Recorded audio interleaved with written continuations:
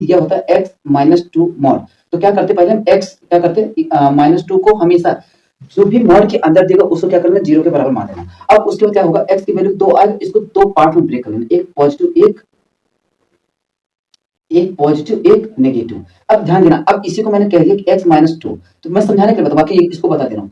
तो x क्या होगा ग्रेटर देन 2, मतलब अगर x की वैल्यू 2 से बड़ा होगा तो मॉड किस में टूटेगा पॉजिटिव में, अगर x की वैल्यू 2 से छोटा होगा तो मॉड किस में टूटेगा नेगेटिव में। तो सेम यही चीज यहाँ करना, अगर x की वैल्यू 0 से क्या होगा बड़ा होगा तो मॉड किस में टूटेगा पॉजिटिव में, किस में टूटेगा पॉजिटिव में। और अगर x की वैल्यू 0 से कम होगा तो वैल्यू किस में टूटेगा नेगेटिव। देख लो अगर मैं इसमें अगर 2 से कम कोई वैल्यू रखूंगा तो इसके अंदर वाली वैल्यू कैसा है नेगेटिव आएगा, तो मॉड हटेगा तो वहां पर पूरा क्या है नेगेटिव आएगा। ठीक, बस इतनी सी बात ध्यान देना।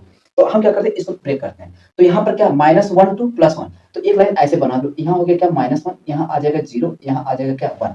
तो हम अगर यहाँ जंप करेंगे पहले यहाँ से कहाँ जाएंगे यहाँ, और यहाँ से फिर कहाँ जाएंगे यहाँ।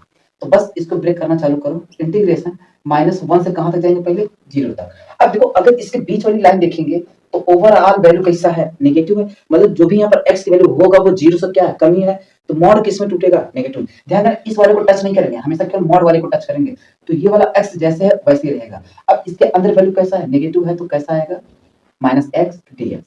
इतनी बात समझ में आ गया 0।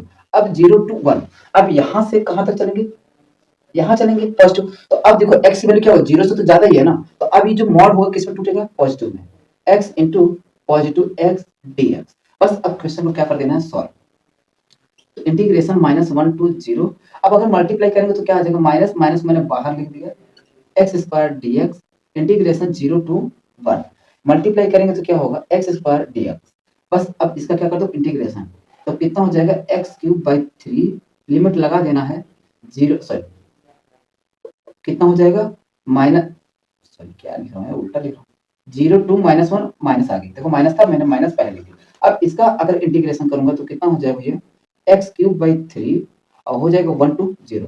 चलो अब वैल्यू पास कराओ, तो माइनस तो 0 कर दूंगा तो क्या हो जाएगा पूरा 0 हो जाएगा, माइनस करूँ -1 पास कर दूंगा तो -1 का क्यूब -1, तो -1/3 प्लस अपर लिमिट कितना हो जाएगा 1/3 माइनस 0।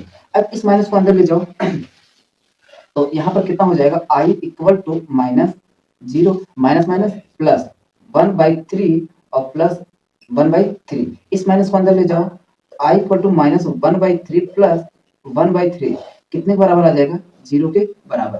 तो ऑप्शन में है 0, तो ये है क्या ठीक। चलो बाकी नेक्स्ट क्वेश्चन देखते हैं।